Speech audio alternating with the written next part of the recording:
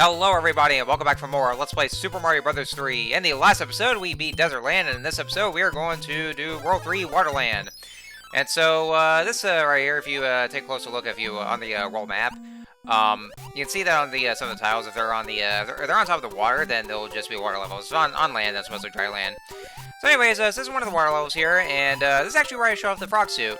The frog suit, it's, definitely recommended for underwater sections because it controls so well underwater.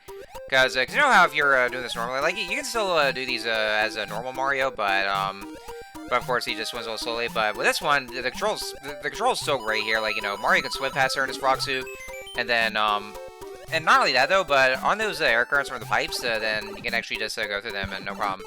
However, there's one drawback. If you're on dry land, then Mario controls like shit with a frog suit. So, as best he is in the water, dry land, it controls like ass, because he jumps constantly, and and before you saw, that was basically Mario's top speed. So even if you hold on the run button, he still can't even go any faster, which makes the P meter absolutely useless. So, so if you're going for more of those dry land stages, then you're probably gonna take out the frog suit. Which, of course, I mean, that's kind of the one thing about it though, is that you're gonna be using those other power-ups, but the frog suits are very rare because, like, you can't even find those in regular levels. The only way to ever get the frog suit are well, maybe in some secret rooms or actually in just those toad houses. So yeah, I'm grabbing the fire flower. But yeah, usually in those toad houses you get those rare power-ups, like the frog suit, for instance. And there's a couple other ones that I hope we get to see. I mean, there's one that we actually do get to see later in the playthrough, but I haven't finished recording the rest of the game just yet, though, and so there's just one more power up there. God damn it, I just want to get up there! Ah, fucking A. Yeah, this is another thing, like, if you're in the water right here in this kind of stage, then, the water just makes you lose all your, like, the physics suck in the water. Like, you can't really jump that high, and so it makes it very tedious to just get back up onto the platforms. And so because of those flying Cheep Cheeps that are, they're just swimming about, then they'll just come right at you, and so you try your very damnedest to get up there, but you can't jump high enough, and so you might as well just get hit there, and then somehow you just get a higher boosted jump whenever you lose your power-up or something like that. So, so yeah, that's the one drawback about this game, is that you lose all your physics. Oh, hey, cool, another frog suit. Yeah, I think this game, or this level coming up, does give you quite a lot of frog suits. So, so make sure. So if you have those and you come across those water levels, and then just grab those frog suits. This one right here, this big fish here, this is Boss Bass. Huh? Boss Bass kind of rhymes with Boss Nass. Huh. Anyway, so yeah, this so Boss Bass right here. Like, you want to be careful with him, though, because if you're trying to go in the water, he will try to eat you. He'll lunge at you, and then he'll just gobble you all up, and then you lose a life as a result. So, yeah, you want to make sure not to get, not to become his own version of Sushi. But you can actually still come to the fire flower, so, yeah, prepare to get sushi'd! Haha! I never even had sushi before, actually, but I don't really like raw fish either, and, that's basically what it is, raw fish. So I never even want to give it a chance. I know you guys are probably going like, you'll never know. You gotta try sushi, because if you don't like it, then just because you never had it. That's not fair, though. I mean, guys, I've been to so many seafood places, and I've had the smell of raw fish. I've always hated that smell. Now, when it comes to me and seafood, I mean, I like them cooked, because I mean, I kind of started to branch out into having at least cooked seafood or fried seafood. As long as they're very well seasoned, because some of my family members actually do very good with seasoning the seafood, but as for raw seafood, then I hate raw seafood. So anyway, another fortress level, and more nuclear waffles. So those are actually called Roto Discs, but I'm still gonna call them nuclear waffles because well, that's what a certain nerd has taught me. Speaking of a certain nerd, I do remember when he reviewed this game, he actually gave us a reminder of the number 6. So yeah, so that's why I went through. Yeah, that's why I counted the doors there literally, and counted to door number 6. So that's actually the recommended route. Make sure you count the door number 6, because that's actually something what Mr. James Rolfe taught me. And yeah, this is actually the one way you can kill Boom Boom with a fire flower, and it's very you just easily cheese him here. Like, You know, if you constantly shoot fireballs at him, then he just goes down just like that there. It's very easy with Fire Mario. So, anyways, yeah, that's basically the whole level. So you'll be running a couple of levels with boss bass, so, and then they're kind of dangerous at that as well. So yeah, make sure you be careful with that. Now, this world here, like whenever you're facing off against the Hammer Brothers, if they happen to go on the water surface, then you'll be going to the level where it just has the shallow water right there. But they're on dry land. That's all, just dry land there, which is actually a nice attention to detail. So I actually like that. This level gave me a bit of trouble right here because there's that one section in particular where we're going to be going up pretty soon. I had to do a lot of it. It took me a long time to get to this, mainly because of this hill here. And I thought I was going to be able to go fly over to the other side because I actually did at one point. But then I fucked up that level, so I thought I'd try again, and I could never make it to that because I was going, what the hell happened? I tried using that trick here, and it never worked. And then I completely forgot there was that invisible block that I could just use as an alternate way. Otherwise, then the game would just lock you there, which is actually would have been really cool. Which is even more so because it's supposed to be one of those required levels. I think it's supposed to be required. I know some of them could be optional, but oh yeah, it's Lakidus. Now, unlike the Lakidus of Mario 1, when they throw their spiny eggs at you, the spiny eggs never hatch. So they'll just roll around constantly. So make sure you do your best to avoid them. Another one's coming, so I say fuck off. I'm already done with the stage. Oh, and you also notice in my item inventory that there's a couple items I didn't talk about yet. So there's I think there's like 3 of them that, or maybe 2 of them, but one of them is the cloud power up. If you use a cloud, you can actually be able to skip over the levels if you ever don't want to play them. But make sure you don't select the level on the cloud that you want to use because it would end up being a waste. Oh yeah, there was 3 of them. That's right. The second one is the P-wing. If you use a P-wing, then you actually get infinite fly power-ups here. So the P-meter will go all the way up. Oh yeah, and also this one. Now, you may think this one's also called Boss Bass, but it actually comes with a different name. This here is called Big Bertha. Big Bertha will actually just shoot at these cheat sheets, but I think they can still eat you if you get too close. And then these jellyfish obstacles, they're called Gelectros. So they're just regular obstacles, so you gotta watch over them. Actually, as a matter of fact, you know, those bigger cheat sheets like that, they tend to, people tend to call them different names. Like, you know, the one at the surface is supposed to be called Boss Bass, but other people just, by default, they just refer to it as Big Bertha, because that's like the most common one. But the ones that you see underwater are just called Big Bertha. But they're pretty much kind of the same, where they can still eat you if you get too close. Alright, and yeah, that's what I was saying about the P-wing. So yeah, it's actually recommended for some certain levels that that you want to get up to if you want to reach a higher distance. But the P-wing, or the P-meter will stay at a maximum if you have the P-wing with you, so where you'll have infinite flight abilities until you actually lose power up, and you'll actually be at Raccoon Mario as a default. And then the last one, you see that envelope with that music note there. That's supposed to be a music box, and we use that in the overworld. It actually plays a nice little lullaby. It's a remix of the of a part of the Mario 1 theme, which is actually kind of like a lullaby version. And if you use that, then all the Hammer Brothers in the overworld, they'll fall asleep, and then you'll be able to avoid them instead of having to do battle with them. So, but, you know, I don't want to use that, though, because, well, I mean, I kind of want to get the power-ups of the Hammer Brothers. I mean, as much as I absolutely hate Hammer Brothers so goddamn much, sometimes I don't want to go off against, or face off against them, just so that way there I can get their items from them. Because you never know, they might have some cool items there, too. Yeah, excuse me, getting the hiccups there.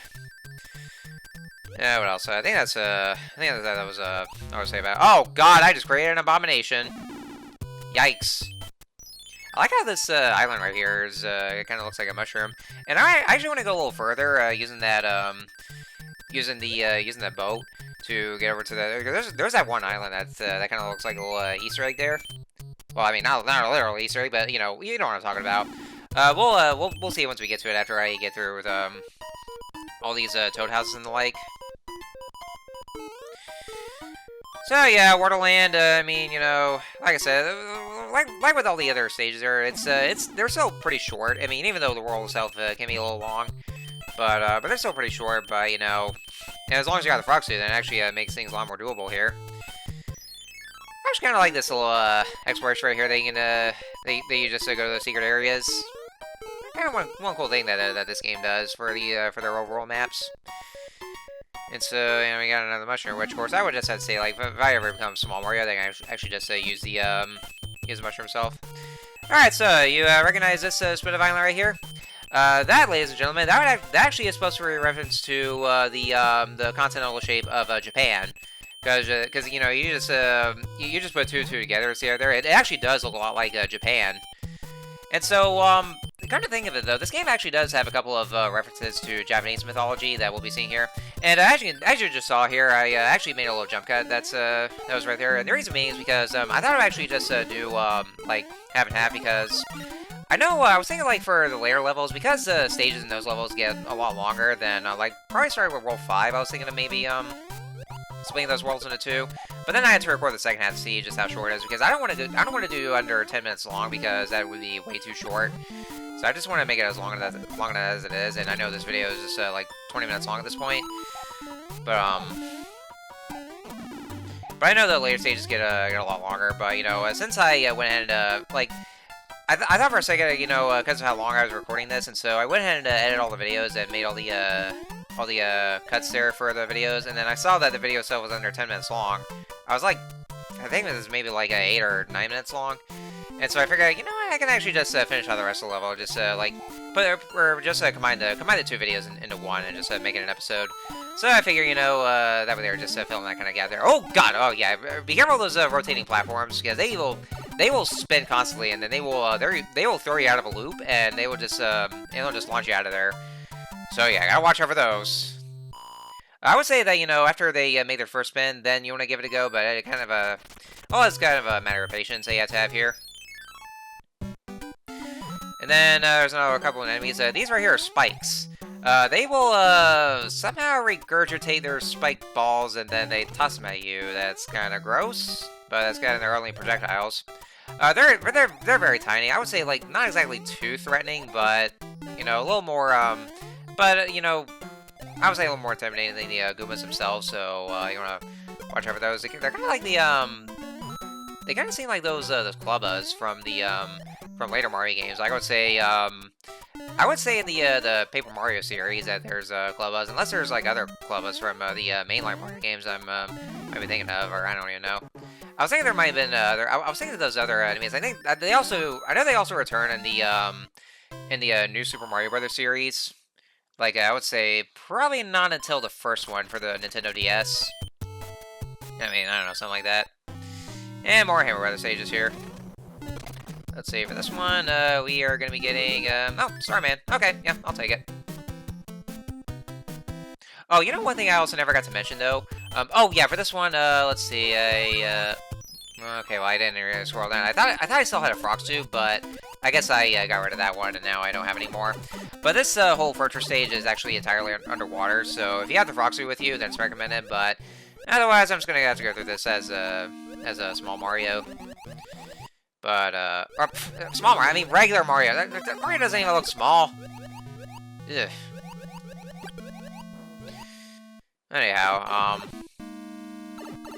you know one thing that also just kind of reminded me here? Oh yeah, watch out for those ones here. Those are basically, those are called stretches. They're just like, you know, regular boos that come out of those platforms, and they're not very easy to avoid, especially with how tight their placement is. So anyways, yeah, back to what I was trying to say.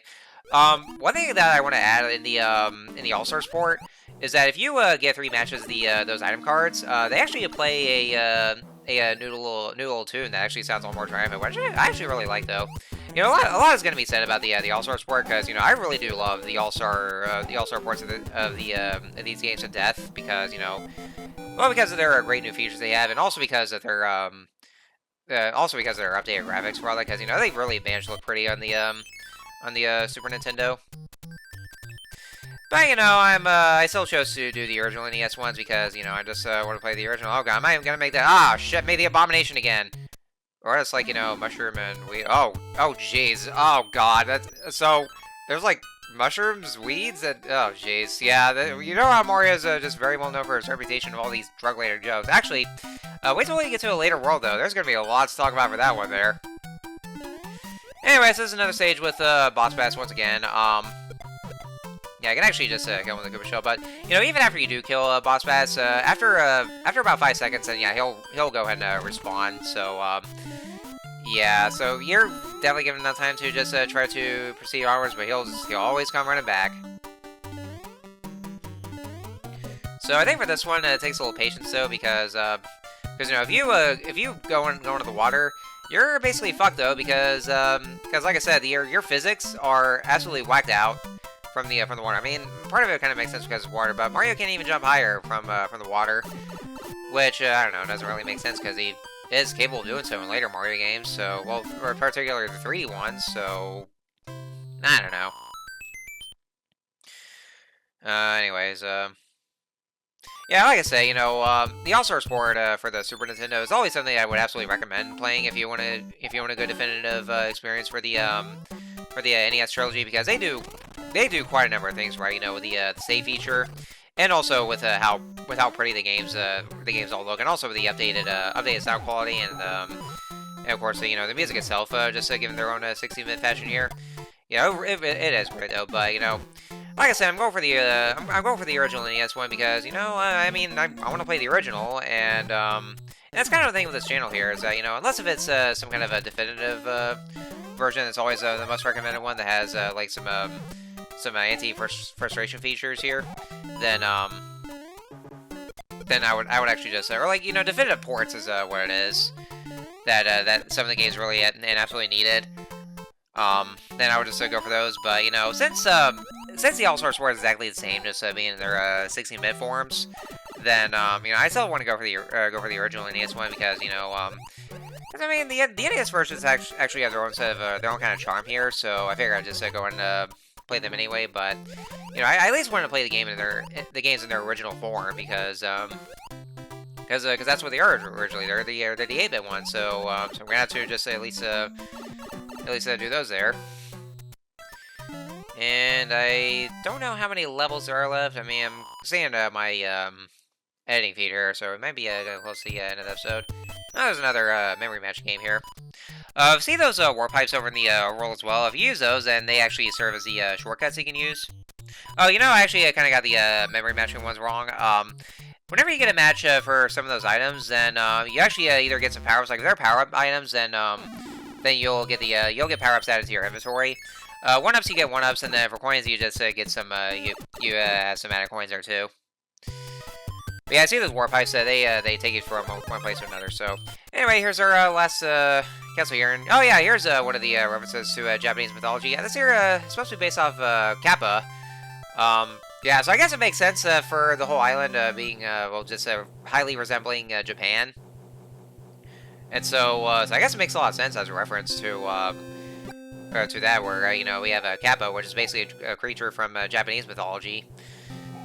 And not to mention, though, once we see the king back to his old self, then well, you'll actually see somebody who looks awfully familiar. Wouldn't you say? I mean, we'll just we'll see who he is after this airship level. Yeah, speaking of, those are the airship levels that we had to do. And once again, I'm gonna draw. Oh, didn't mean to do that. Well, I got the record leave at least. Once again, we're gonna draw another comparison to the All-Star Sport. I love how in that version, whenever you go to the airship levels, they actually the background has these thunder and lightning effects to make it look dark and actually look a lot more intimidating and more tense. So that's actually something else about the All-Star Sport that I actually do like. Just to kind of like just give you a kind of an intimidating feel for it, because in this version it's like it's just all nothing but like either blue skies or just peaceful skies right there, which might take my attention. But the All-Star Sport, they actually add some dark backgrounds here, which really does look fitting for an airship level. Anyway, so next Koopaling here, this is Wendy Koopa, and for some reason Wendy is actually the toughest of all the Koopalings, where she actually shoots out these rings right at you. And they will actually ricochet slowly all around the rooms, and she can actually shoot out 3 of those. So yeah, all the other Koopalings are kind of similar, but Wendy is actually the toughest one. So there you have it. So you gotta be careful with her at least. Anyway, Metro Rise. Oh yeah, see it. Look at that. He looks like Mario. So yeah, another reference for Japan here because he was great in Japan. I'm gonna do the voice as well. Oh, thank heavens! I'm back to my old self again. Thank you so much. Here's a letter from the princess. Oh, yeah, of course. You're welcome, Mr. Mario lookalike. See, the white block contains magic powers that will enable you to defeat your enemies. I'm close. Okay, yeah, same here. So, Yeah, so white block here, that's, something we'll see, and now we're at World 4, and this is, so we're at Giant Land here, and, Giant Land, well, you know, it's actually everybody's, favorite level. We'll talk more about that once we, in the next episode, so, next time on Let's Play Super Mario Bros. 3, we're going to do World 4 Giant Land, so I will see you guys next time.